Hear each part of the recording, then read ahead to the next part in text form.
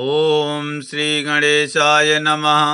अथ श्री संकटमोचन हनुमाष्टकम् तथा च तुलसीदासा संस्मार रघुनंदनम् हनुमन्तं तत्पुरुस्तात् तुष्टाव भक्तरक्षणम् धनुर्बाणधरो वीरः सीता लक्ष्मण संयुतः रामचन्द्रस्य सहायो माम् किं करस्यत्यूयं मम। ॐ हनुमाञ्जनीसूनो वायुपुत्रो महाबलः महालाङ्गूलनिक्षेपैर्निहताखिलराक्षसः श्रीराम हृदयानन्द विपत्तौ शरणं तव लक्ष्मणे निहिते भूमौ नीत्वा द्रोणाचलं युतम् यया जीवितवानाद्या ता शक्तिं प्रकटिं कुरु येन लङ्केश्वरो वीरो निशङ्कः विजितस्त्वया दुर्निरीच्योऽपि देवानि तद्बलं दर्शयाधुना यया लङ्का प्रविश्य त्वं ज्ञातवान् जानकी स्वयं रावणान्तःपुरेत्युग्रेतां बुद्धि प्रकटीकुरु रुद्रावतार भक्तार्थी विमोचन महाभुजा कपिराज प्रसन्नस्त्वं शरणं तव रक्ष माम्। इत्यष्टकं हनुमतः यः पठेत् श्रद्धयान्वितः सर्वकष्टविनिर्मुक्तो लभते वाञ्छितफलम्। ग्रहभूतार्दिते घोरे रणे राजभयेऽथवा त्रिवारं पठेन्नाशीघ्रं नरो मुच्येत सङ्कटात्। तथा च तुलसीदासा संस्मार रघुनन्दनं हनुमन्तं तत्पुरुस्तात् तुष्टाव भक्तरक्षणम् धनुर्बाणधरो वीरः सीता लक्ष्मण संयुतः रामचन्द्रस्य सहायो माम् किं करस्यत्यूयं मम।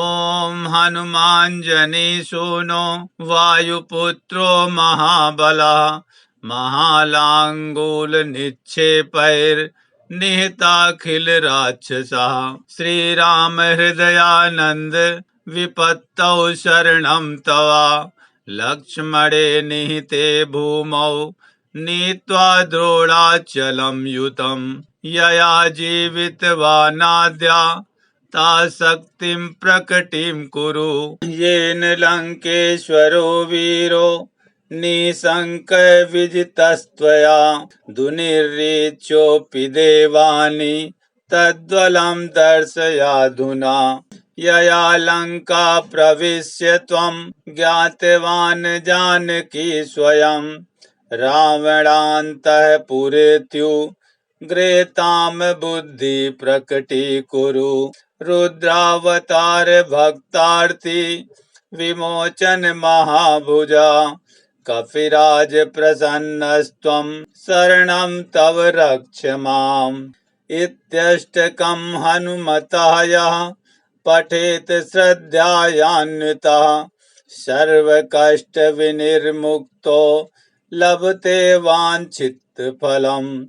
ग्रहभूतार्दिते घोरे रणे राजभयेऽथवा त्रिवारं पठेन्नाशीघ्रं नरो मुच्येत सङ्कटात्।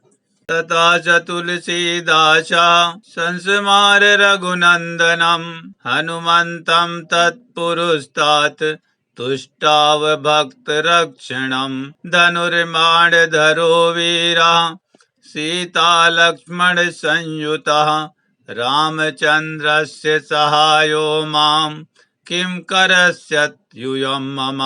ॐ हनुमाञ्जनीसूनो वायुपुत्रो महाबलः महालाङ्गूलनिक्षेपैर्निहताखिलराक्षसः श्रीराम हृदयानन्द विपत्तौ शरणं तव लक्ष्मणे निहिते भूमौ नीत्वा द्रोणाचलं युतं यया जीवितवानाद्या ताशक्तिं प्रकटिं कुरु येन लङ्केश्वरो वीरो निशङ्कविजितस्त्वया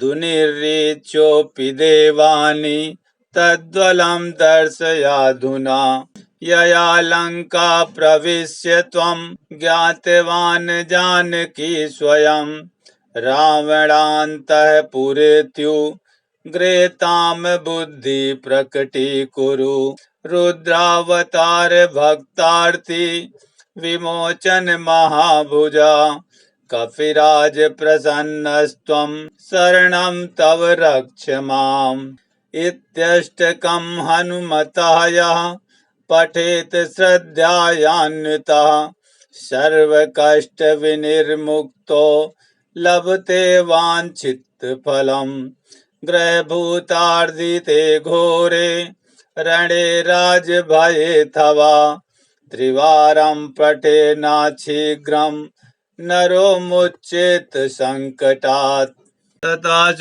तुलसीदासा संस्मार रघुनन्दनं हनुमन्तं तत्पुरुस्तात् तुष्टाव भक्तरक्षणं धनुर्बाणधरो वीरः सीतालक्ष्मणसंयुतः रामचन्द्रस्य सहायो मां किं करस्यत्यूयं मम ॐ हनुमाञ्जनीसूनो वायुपुत्रो महाबलः महालाङ्गूलनिक्षेपैर्निहताखिलराक्षसः श्रीराम हृदयानन्द विपत्तौ शरणं तव लक्ष्मणे निहिते भूमौ नीत्वा द्रोणाचलं युतं यया जीवितवानाद्या ताशक्तिं प्रकटिं कुरु येन लङ्केश्वरो वीरो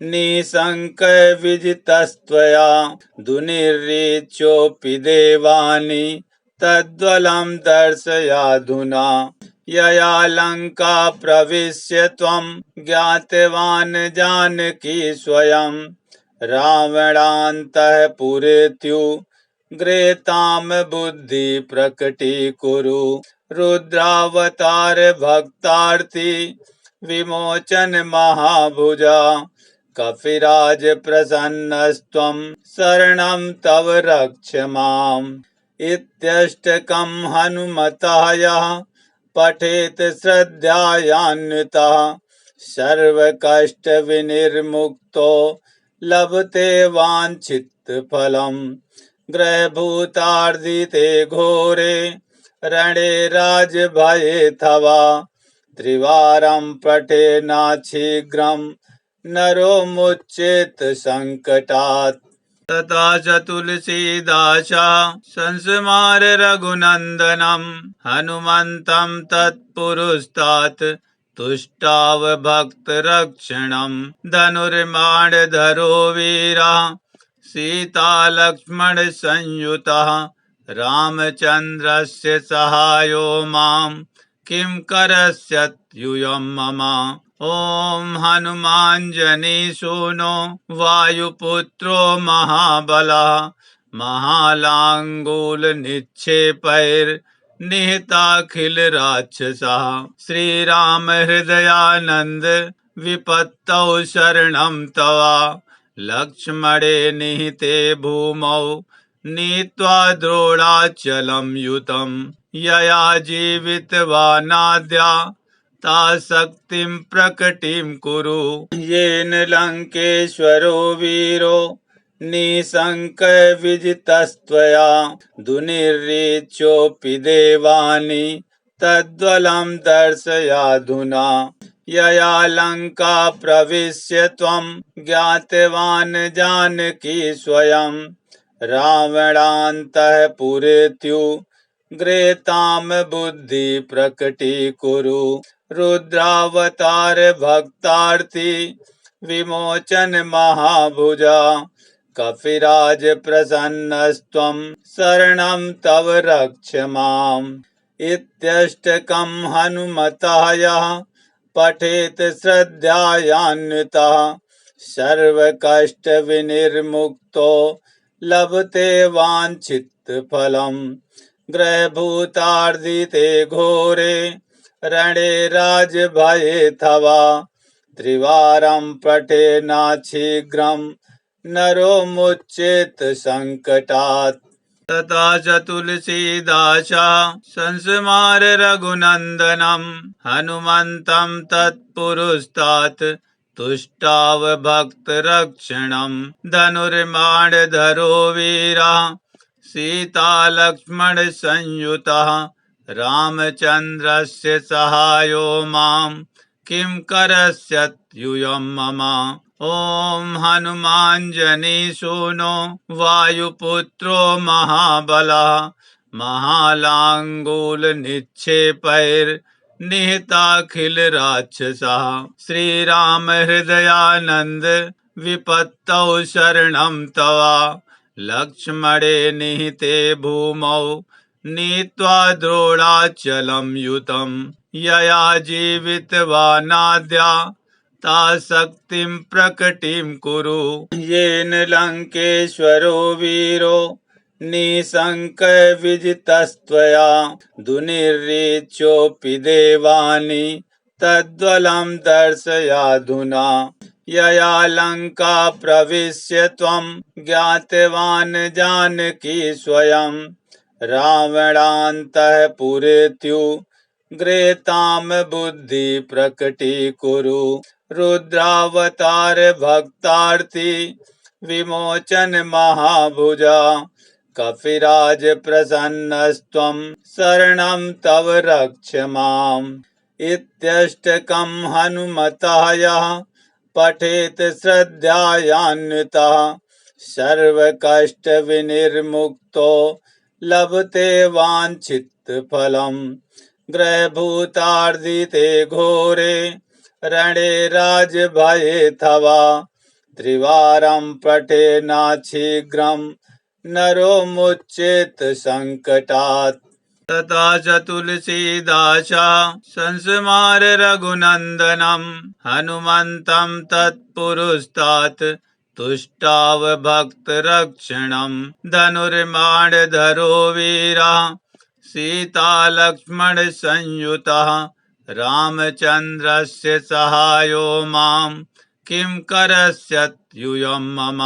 ॐ हनुमाञ्जनीसूनो वायुपुत्रो महाबलः महालाङ्गूलनिक्षेपैर्निहताखिलराक्षसः श्रीराम हृदयानन्द विपत्तौ शरणं तव लक्ष्मणे निहिते भूमौ नीत्वा द्रोणाचलं युतं यया जीवितवानाद्या ता शक्तिं प्रकटिं कुरु।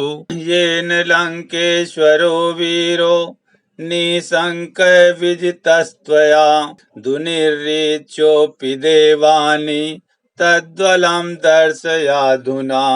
यया लङ्का प्रविश्य त्वं ज्ञातवान् जानकी स्वयं रावणान्तःपुरेत्युग्रेतां बुद्धि प्रकटीकुरु।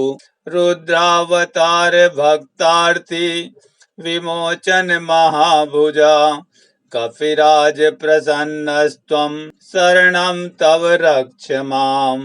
इत्यष्टकं हनुमतः यः पठेत् श्रद्धयान्वितः सर्वकष्टविनिर्मुक्तो लभते वाञ्छितफलम् ग्रहभूतार्दिते घोरे रणे राजभयेऽथवा त्रिवारं पठेन्नाच्छीघ्रं नरो मुच्येत सङ्कटात्।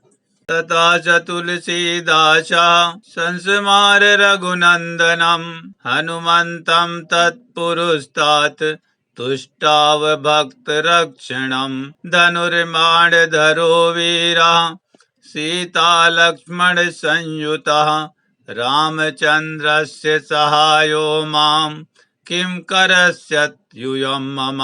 ॐ हनुमाञ्जनीसूनो वायुपुत्रो महाबलः महालाङ्गूलनिक्षेपैर्निहताखिलराक्षसः निहताखिल राक्षसाः। श्रीराम हृदयानन्द विपत्तौ शरणं तव।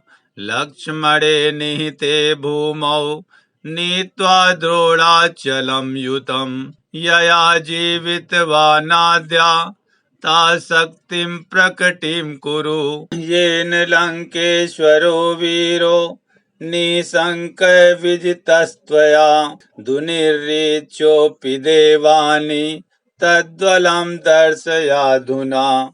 यया लङ्का प्रविश्य त्वं ज्ञातवान् जानकी स्वयं। रावणान्तःपुरेत्युग्रे तां बुद्धि प्रकटीकुरु। रुद्रावतार भक्तार्थी विमोचन महाभुजा। कपिराज प्रसन्नस्त्वं शरणं तव रक्ष माम्। इत्यष्टकं हनुमतः यः पठेत् श्रद्धयान्वितः सर्वकष्टविनिर्मुक्तो लभते वाञ्छितफलम्। ग्रहभूतार्दिते घोरे रणे राजभयेऽथवा। त्रिवारं पठेन्नाशीघ्रं नरो मुच्येत संकटात्।